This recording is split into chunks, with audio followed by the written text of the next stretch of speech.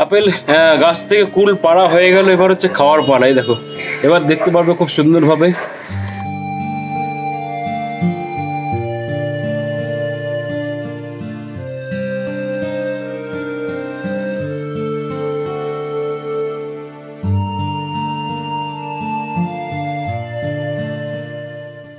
High বন্ধুরা, চলে আসলাম apple কুল গাছ নিয়ে। দেখতে পাচ্ছ কত আপেল কুল হয়েছে, একেবারে গাছ ভর্তি করে।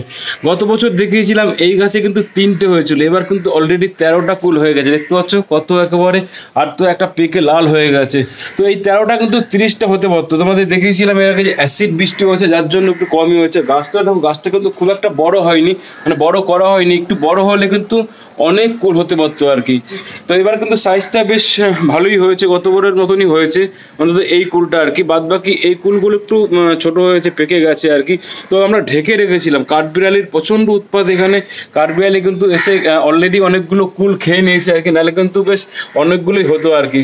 তো কিভাবে যত্ন নিয়েছি এই আপেল কুল গাছ সারা বছর তোমাদের সেই দেখিয়েছিলাম 1 বছর আগে, আবার 1 বছর পরে নিয়ে চলে আসলাম এই আপেল কুল গাছ ফল শুদ্ধ আর কি। তো মাঝখানে তোমাদের দেখাইনি যে যত্ন নেওয়াটা কীভাবে যত্ন নিয়েছিলাম। গাছটা কিন্তু কুল হওয়ার পর সরি ফুল নয়, কুল হওয়ার পর আর কি গাছটা ছেটে দিয়েছিলাম। তারপর হচ্ছে কীভাবে কী কী সার দিয়েছি। ধরো সারা বছর কিন্তু সার দিতে হয়, মাসে অন্তত 2বার করে সার দিতেই হবে, যেটা আমি একবারে দিতে পারিনি, মাসে অন্তত 1বার দিয়েছিলাম। যার জন্য গাছটা যে খুব যে বড় হয়েছে সেটা নয় আর কি, নিয়মিত সার দিতে হবে, নাহলে কিন্তু গাছটা কিন্তু সময় মতন ফল পাবে, এত ফল হবে না আর কি। দেখতে পাচ্ছ এইটুকু গাছে টিংটিংয়ে করছে গাছ, গাছের গোড়াটা তোমাদের দেখাচ্ছি তাহলে বুঝতে পারবে আর কি।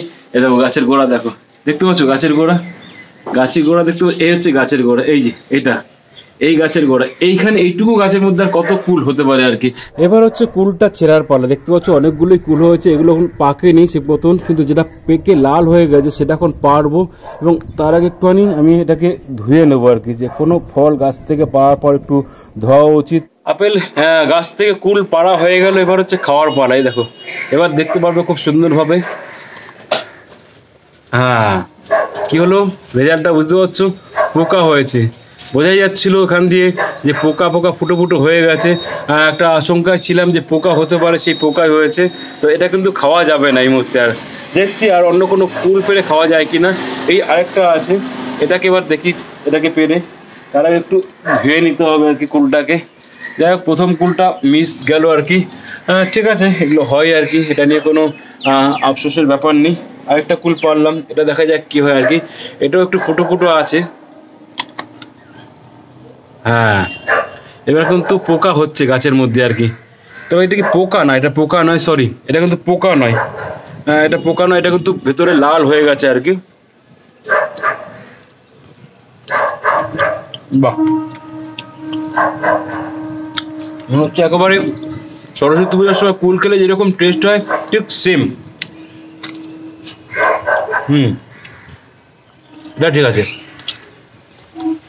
যাই হোক, তোমাদের দেখালাম যে আমার সেই আপেল কুল গাছ, যেটা 1 বছর আগে দেখিয়েছিলাম, আবার সেই 1 বছর পরে দেখালাম।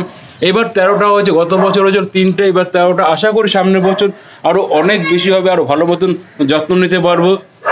তো তোমরা যদি কুল গাছ করো, আপেল কুল গাছ, সারা বছর কিন্তু অবশ্যই যত্ন নিতে হবে। সারা বছর যত্ন না নিলে কিন্তু এই শীতকালের সময় কুলটা তোমরা পাবে না আর কি। তো কীভাবে যত্ন নেবে, সারা বছর সুফলা দেবে, মিক্সার দেবে, পারলে একটু বন্ডাস দেবে গ্যাপে গ্যাপে।